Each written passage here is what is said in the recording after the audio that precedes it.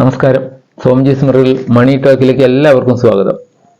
ഇന്നൊരു മ്യൂച്വൽ ഫണ്ടിനെ പരിചയപ്പെടുത്തുകയാണ്.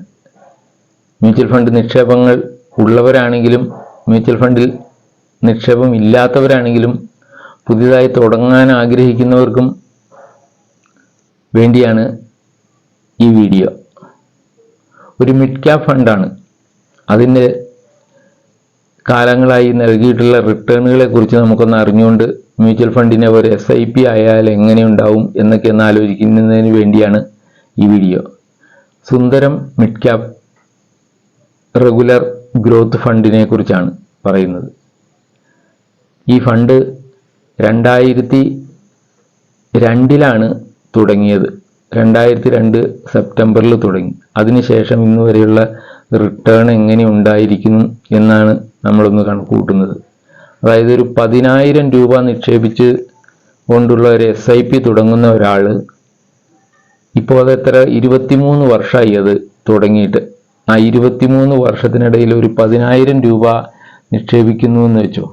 അപ്പോൾ എത്രയുണ്ടാവും? ഏകദേശം ഒരു 7,60,000 രൂപയാണ് അയാൾ നിക്ഷേപിക്കുക 10,000 രൂപ വെച്ചാണെങ്കിൽ.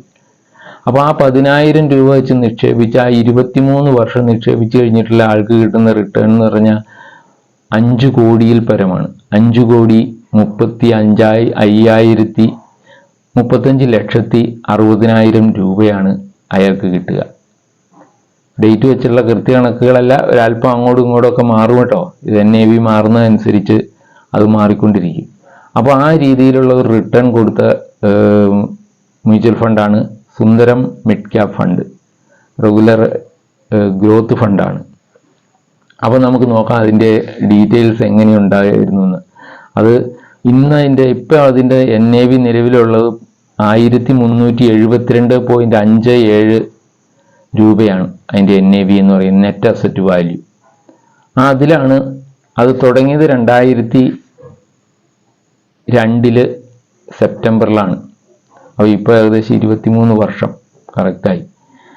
അപ്പോൾ അതിനകത്തൊരു 10,000 രൂപ ഒരാൾ നിക്ഷേപിച്ചു എന്ന് വെച്ചോ. അന്ന് വെറും 10,000 രൂപ നിക്ഷേപിച്ച് തുടങ്ങിയെന്ന് വെച്ചാൽ ഇന്ന് അയാൾക്ക് കിട്ടാൻ പോകുന്നത്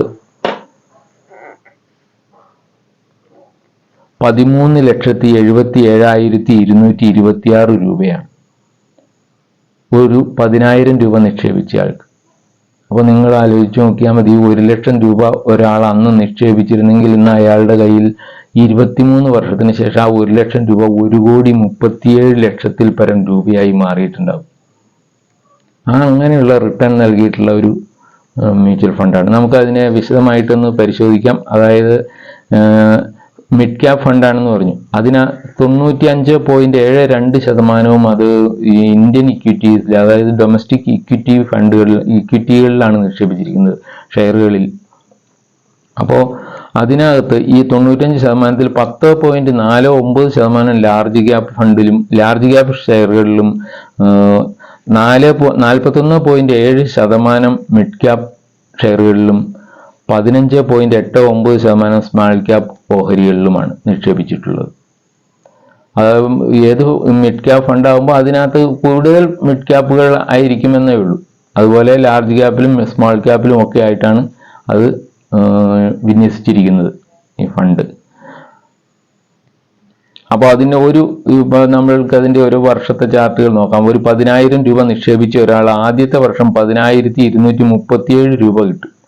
2.37% ആനുവലൈസ്ഡ് റിട്ടേൺ അല്ല, ആക്ച്വൽ റിട്ടേണിൻ്റെ കാര്യമാണ് പറഞ്ഞത്.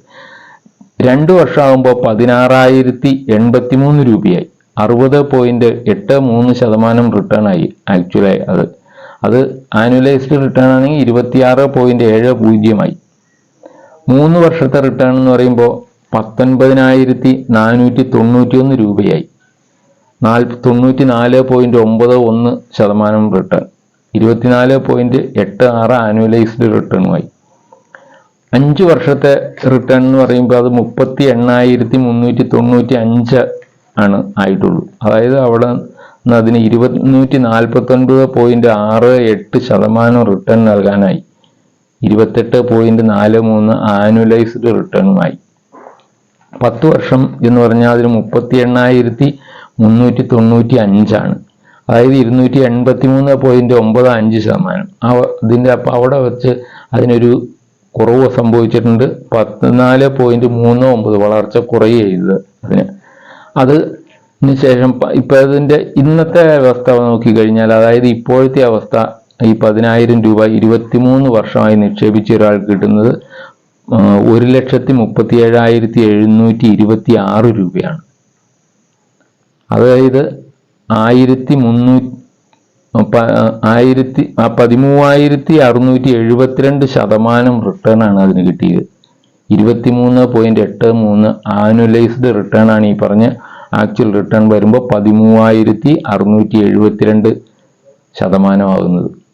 അതാണ് ആ ഫണ്ട് നൽകിയിട്ടുള്ളത്. അത് നിങ്ങൾ ആലോചിച്ചാൽ മതി. അപ്പോൾ SIP 10,000 രൂപ തുടങ്ങിയ ഒരാൾ എന്ത് ആക്കി എന്നുള്ളത്. 27,60,000 രൂപ ഇപ്പോൾ അയാൾ നിക്ഷേപിച്ചിട്ടുണ്ടാവും. അയാളുടെ വരുമാനം അല്ലെങ്കിൽ അയാളുടെ ഇപ്പോഴത്തെ ഫണ്ടിന്റെ വാല്യൂ എന്ന് പറയുന്നത് 5.35 കോടി രൂപയാണ്. അതാണ് അതിൽ വന്നിട്ടുള്ള ശരിയായ റിട്ടേൺ കിട്ടിയിരിക്കുന്നത്. ഇതേപോലെ തുടരുമെന്നൊന്നുമല്ലാട്ടോ ഈ പറഞ്ഞതിനർത്ഥം. മാർക്കറ്റ് കണ്ടീഷൻ അനുസരിച്ച് ഇതിനൊക്കെ ഒരുപാട് വേരിയേഷൻസ് ഉണ്ടാവും. ഇപ്പൊ ഞാൻ പറഞ്ഞല്ലോ, 10ാമത്തെ വർഷമായിട്ട് ഈ 5 വർഷത്തിൽ നിന്ന് 10ാമത്തെ വർഷം വരെ വളരുന്നത് അതിനകത്ത് 14.39% വളരാൻ കഴിഞ്ഞിരുന്നുള്ളൂ. അത് കഴിഞ്ഞുള്ള 10 വർഷം വീണ്ടും അത് നല്ല രീതിയിൽ ഉയർന്നുകൊണ്ടാണ് ഇത്രയും ശതമാനത്തിലേക്ക് അതിന് ഉയരാനായത്. ആവറേജ് കിട്ടിയിരിക്കുന്നത് എത്ര? ആനുവലൈസ്ഡ് റിട്ടേൺ 23.83% റിട്ടേൺ കിട്ടിയപ്പോഴാണ് ഈ ലെവലിലേക്ക് അതിന് വളരാൻ കഴിഞ്ഞത്. എല്ലാ വർഷവും ഒരുപോലെ റിട്ടേൺ ഉണ്ടാകുമെന്നൊന്നും പറയാൻ പറ്റില്ല. നമ്മൾക്ക് 20-ന് ശേഷം 24 വരെയുള്ള റിട്ടേൺ എന്ന് പറഞ്ഞാൽ അതിഭയങ്കരമായ മുന്നേറ്റം കാഴ്ചവെച്ച കാലങ്ങളാണ് ഈ മ്യൂച്വൽ ഫണ്ടുകൾ. അപ്പോൾ അതിനനുസരിച്ച് അതിന് വളർച്ച കിട്ടിയിട്ടുണ്ട്. അതാണ് ഇതിനകത്ത് നിൽക്കാനുള്ളത്. ഇതുപോലെ തന്നെ അതിൻ്റെ നമ്മളൊരു SIP തുടങ്ങിയിരുന്നെങ്കിൽ അവസ്ഥയും പറയാൻ അത് ഇതനുസരിച്ച് തന്നെയാണ്. പക്ഷെ നമ്മളൊരു ബൾക്കായിട്ട് നിക്ഷേപിക്കുന്നതിന് പകരം 1000 രൂപ വെച്ച് ഇപ്പം മാസം ഇട്ടിരുന്നെങ്കിൽ ഒരു വർഷം 12,000 രൂപ നമ്മൾ ഇട്ട് കഴിഞ്ഞപ്പോൾ 12,528 രൂപയായിട്ടുണ്ടാവും. 2 വർഷമാകുമ്പോൾ 24,000 രൂപ നമ്മൾ നിക്ഷേപിച്ചു, അത് 28,676 ആയി. 3 വർഷമായപ്പോൾ 36,000 രൂപ നിക്ഷേപിച്ചു, അത് 50,885 രൂപയായി. 5 വർഷം കൊണ്ട് അത് 60,000 രൂപ നമ്മൾ നിക്ഷേപിച്ചിട്ടുണ്ടാവും. ഈ 60,000 രൂപ എന്ന് പറയുന്നത് 1,77,741 രൂപയായി. 10 വർഷം കൊണ്ട് ഈ അതിനകത്ത് നിക്ഷേപിച്ചപ്പോൾ എത്രയുണ്ടാവും? 1,20,000 രൂപ. 1000 രൂപ വെച്ച് നിക്ഷേപിക്കുന്ന SIPയുടെ കാര്യമാണ് പറയുന്നത്. അത് 3,38,301 രൂപയായി മാറിയിട്ടുണ്ടാവും. അതായത് 151.9% ആക്ച്വൽ റിട്ടേൺ ആണ് നമുക്ക് അതിനകത്ത് കിട്ടുന്നത്. അപ്പോൾ 10 വർഷത്തെ വളർച്ചയുടെ കാര്യമാണ്. അതുപോലെ പിന്നെ ഒരു 13 വർഷം കൂടി വളർന്നിട്ടുള്ള അവസ്ഥയാണ് മറ്റ് ഇതിൽ പറഞ്ഞത്. 10,000 രൂപ നിക്ഷേപിച്ച് തുടങ്ങുന്ന ഒരു SIP ആയിരുന്നെങ്കിൽ.